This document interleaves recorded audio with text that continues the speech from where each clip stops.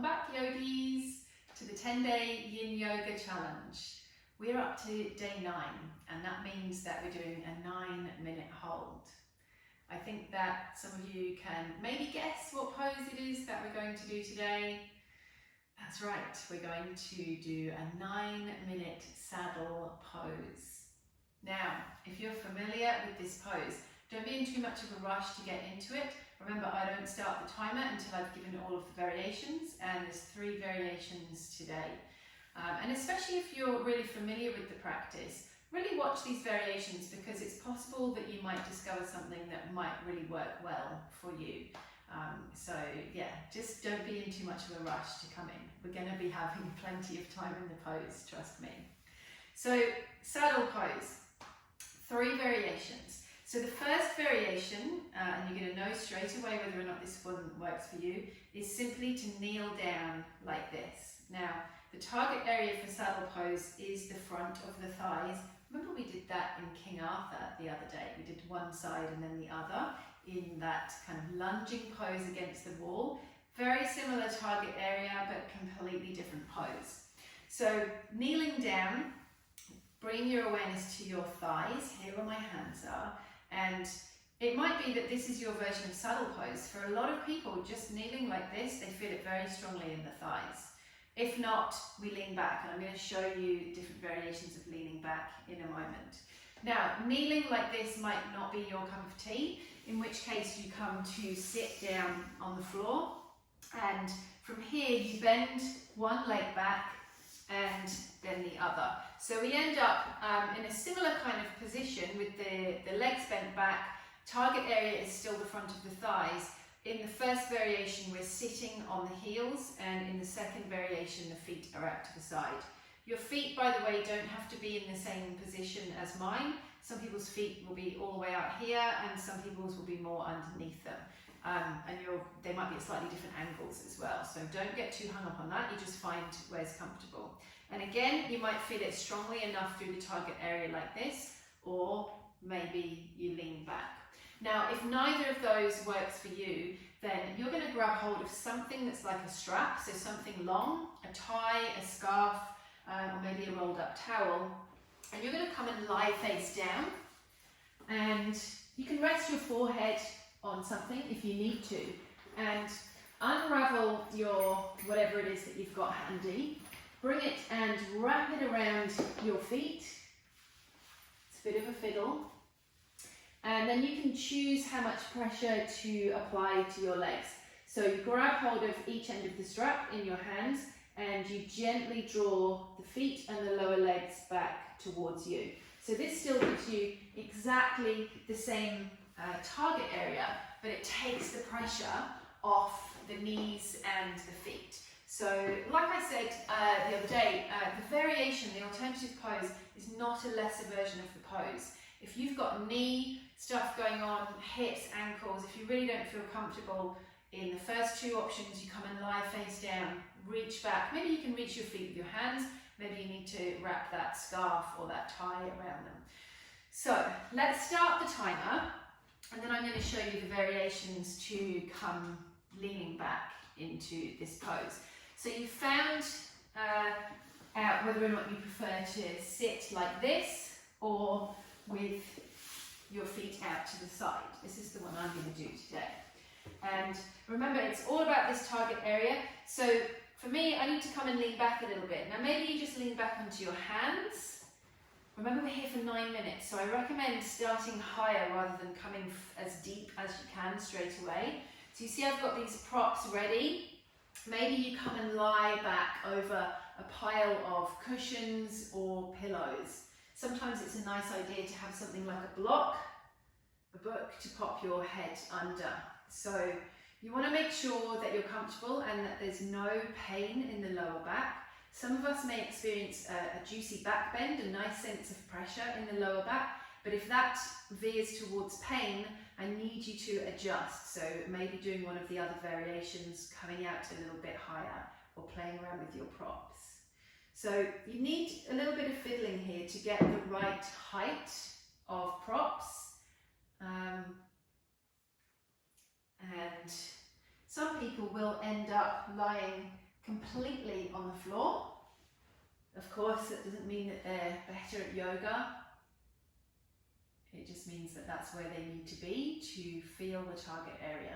So target area, reminder, it's about the front of the thighs. We don't want any pinching in the lower back. We don't want pain in the knees, ankles or feet. Sometimes you need to put something soft underneath the feet to support them. Thighs, by the way, and knees can lift off the floor. So mine are quite flat on the floor now. It's not better to have them like that, but your knees might lift off and that's okay. And also your thighs might separate. So mine go quite far apart in this version. You don't have to keep the thighs kind of in alignment with one another. You find whichever works best for you.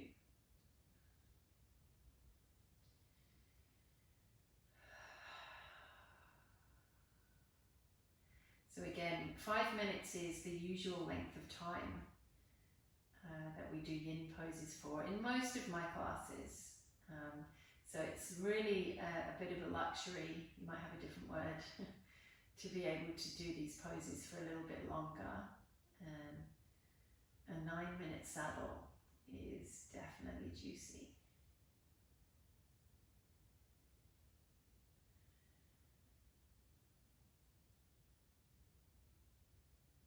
Just like when we were in frog pose, that was the one that targeted the inner thighs.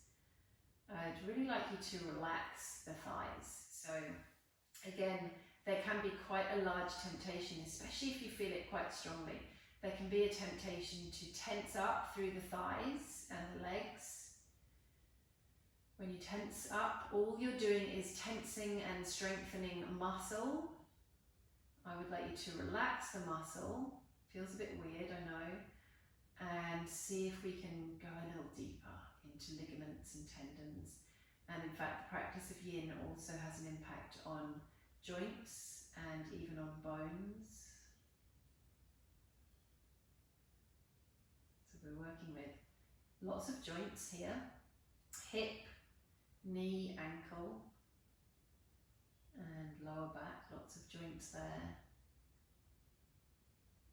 And generally speaking, not always, but most of the time, the target area and the sensations that I guide you into feeling will be in the soft tissue. So the belly of the muscles initially and then down into deeper tissues, rather than joints. It's not always true. There are some poses where we do target the joints specifically, but most of the time it's more about the soft tissue. So front of the thigh here is soft tissue. And a little bit of a back bend, so we're actually having an impact on the joints in the lower back. But like I said, make sure as soon as that goes towards any kind of pain, you need to make a little bit of an adjustment.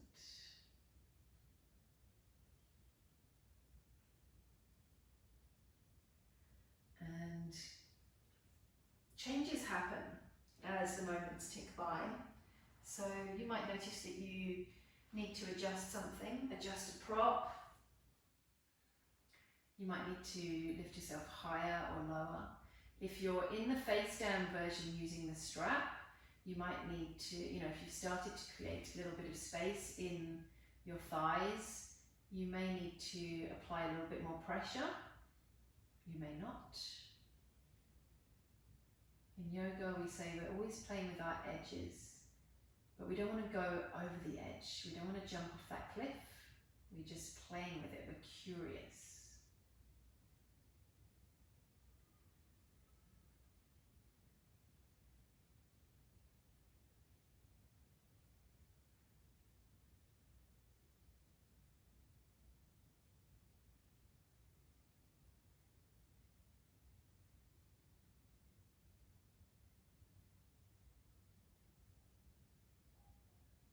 Now, if you're one of those people who's always searching out the strong sensations, and you know already if you're one of those people, if you came really deeply into saddle pose a few minutes ago, you might be thinking now, oh, when's the timer going? We still have a way to go. So you might need to make your way out if it's getting too intense, coming out a little bit or all together.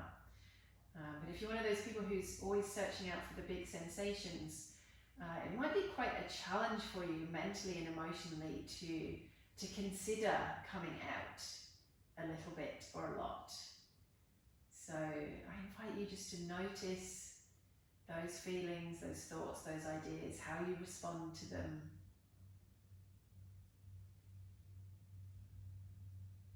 Maybe you're the type of person who's often holding back from those big sensations, from exploring your edges. And if that's you, then I give you permission just for the last part of this pose to relax in a little bit more. Give it a go. Even if it's just for one breath, can you let go of that control? Trust your body is going to do what's right.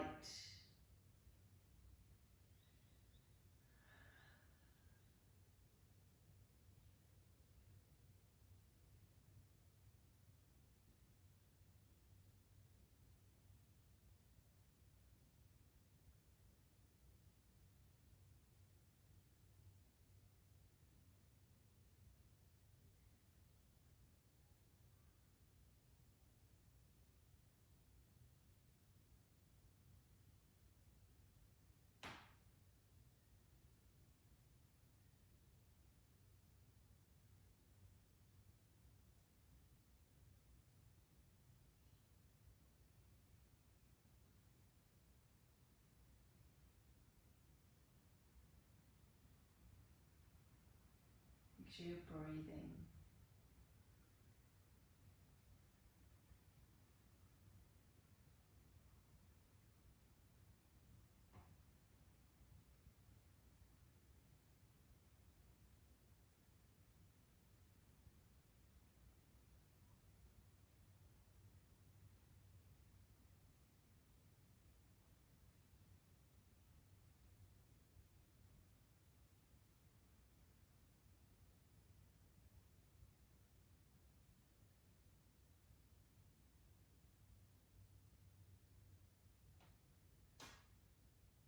Make sure you're being kind to yourself.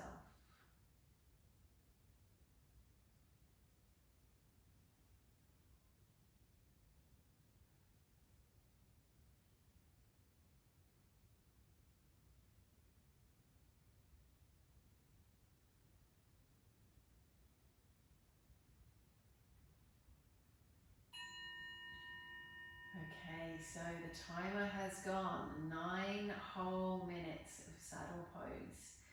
We're going to have to come out of this extremely slowly, so please don't rush. Now be careful with your neck, so maybe tuck your chin in and lifting yourself carefully up. Come up onto your forearms and up onto your hands. There's absolutely no rush. You might need to take a few breaths before you go any further. If you're in the face down version, of course, you're just going to release that strap, and you can take a face down rebound or roll over onto your back. Be really careful with your knees. And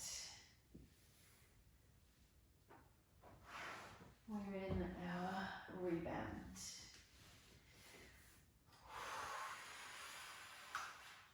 9-minute saddle. You all deserve a medal. Woo.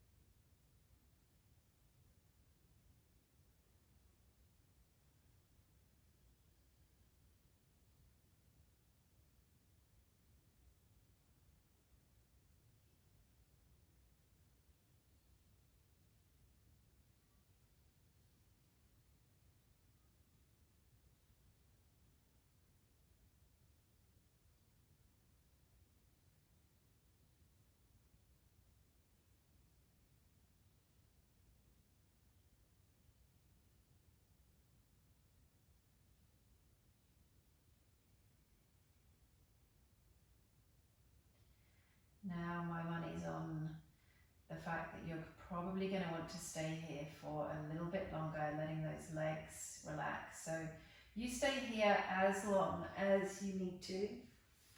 I'm going to leave you there. We only have one day to go in our 10-day Yin Yoga Challenge. What pose can we possibly have for our final day? You'll have to wait and see. Can't wait to see you then. Thanks again for joining me here.